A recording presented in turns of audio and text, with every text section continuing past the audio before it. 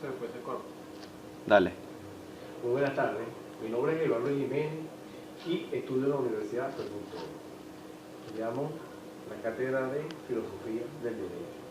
En este momento haremos mención de unos artículos que en primer término ofrecemos al público de una forma en el programa de la Filosofía del Derecho del segundo año. Comenzando hablando un poco de lo que es el materialismo. El materialismo histórico es una interpretación o una concepción de la historia, del devenir o el acontecer histórico como clave económica, pues este claramente es la interpretación de la historia muy distinta a la interpretación religiosa o teológica que hace San Agustín en el siglo V. A su obra conocida, Dios, la ciudad de Dios, en el siglo XIX, y según al cual Dios es quien dirige la historia de alguna manera, y que los hombres no son solamente marionetas movidas por los hilos de Dios. En este quien dirige la historia hacia las metas de un propósito.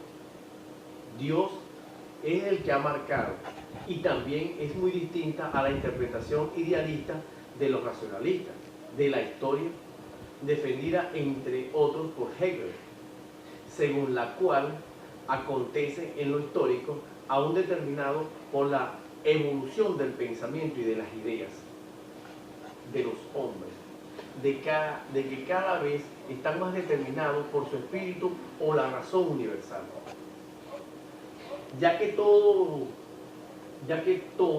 tomamos o vemos al mundo como una realidad y lo que examinamos como datos de las ciencias avanzadas en la práctica social, no hay un fenómeno sobrenatural. El hombre es una partícula de la conciencia de sus propias y que de algunos idealistas creen que la existencia o la conciencia en que el mundo físico se deriva de esta por los primeros, o que son los materialistas de los segundos idealistas. La dialéctica materialista, su doctrina estudia un movimiento y un desarrollo que lo lleva a la práctica social. Cuando hablamos de ella nos referimos a las leyes del movimiento y el desarrollo, y cómo ésta se refleja en la conciencia de los hombres. El materialismo filosófico marxista se refiere a las relaciones entre la materia y la conciencia, a la comprensión de la materia, a la unidad material del mundo, los riesgos que entendían por la dialéctica al arte de la verdad mediante las controversias. Él entendía por la dialéctica al desarrollo de las ideas a través de las contradicciones reveladas por las propias ideas. En el desarrollo dialéctico eran los idealistas propios del pensar del espíritu, pero no de la naturaleza. Marx y Hegel crearon una dialéctica materialista que trata de las leyes generales del desarrollo del ser y estudiaba las leyes de todos los movimientos y todos los cambios y desarrollos del ser. Ellos consideraban a la dialéctica como un método del conocimiento, a la guía para las acciones, en un modelo de enfoque a la investigación y a las acciones prácticas. La metafísica, según ellos, es una parte esencial de la filosofía, la ciencia de la naturaleza. Ellos la entienden como el método de investigación en la composición materialista. Dice que ésta ve la estabilidad relativa, pero no advierten sus cambios y su desarrollo. Fracasan en el proceso del complejo y el desarrollo. Solo admiten las respuestas definitivas a las ciencias naturales y a la vida política social, que ponen su manifiesto su insuficiencia. Marx y Hegel aplicaron el materialismo dialéctico al estudio de la sociedad y a la historia, creando una teoría científica de leyes generales en un desarrollo social.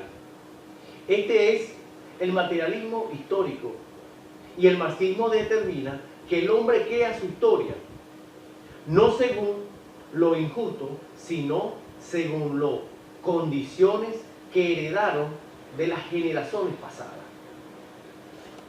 Los marxistas sostienen que cuando el proletariado se ampara en el poder político, el Estado no puede desaparecer de un día para otro.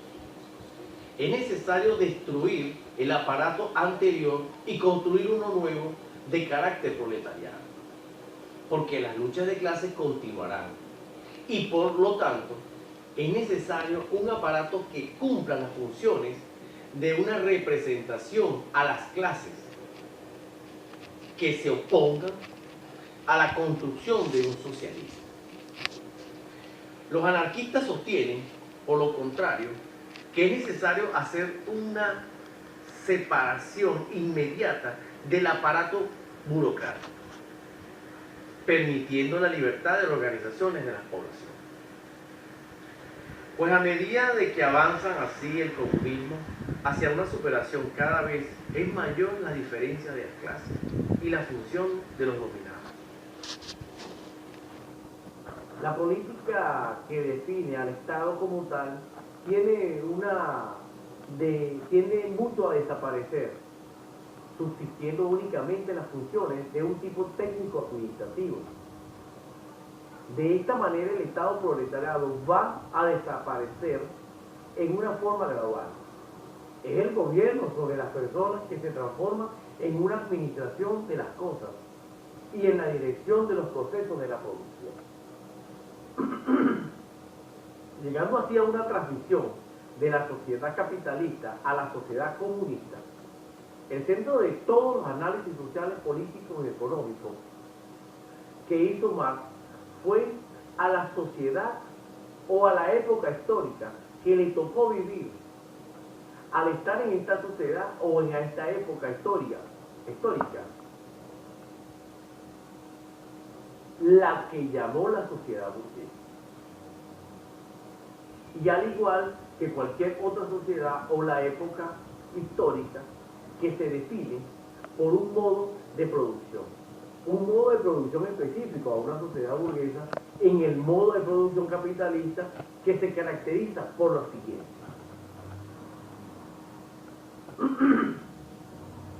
Una relación a las fuerzas de la productividad, una relación a las fuerzas de una productividad, que son los medios de producción, que son las propias y privadas de la burguesía en las clases sociales dominantes.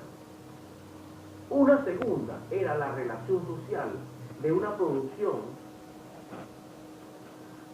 con una conflictividad y que tenía lugar entre las dos clases sociales que intervenían en un proceso de producción, la burguesa y la proletariada. Durante la transición del capitalismo al socialismo, todavía existen las clases sociales y por lo tanto la lucha de las clases no han de desaparecer, sino que revisten a otras formas en que el proletariado ha de llegar a ser la clase dominante, pero su debilidad es todavía muy grande. Esta debilidad se sitúa fundamentalmente en dos niveles. Un primer nivel es la infraestructura económica y su segundo nivel es la superestructura ideológica. La debilidad a los niveles de la infraestructura radica en la no correspondencia que existe entre las nuevas relaciones socialistas de la producción establecida en el sector más importante de una economía, y es la relación técnica de una producción que está todavía algo atrasada, y la producción real de estos medios en forma colectiva sigue dirigiendo a la producción de algunos técnicos y administradores formados en el régimen anterior. El problema esencial de la construcción del socialismo a nivel de la infraestructura económica es resolver estas contradicciones. La debilidad a nivel de la superestructura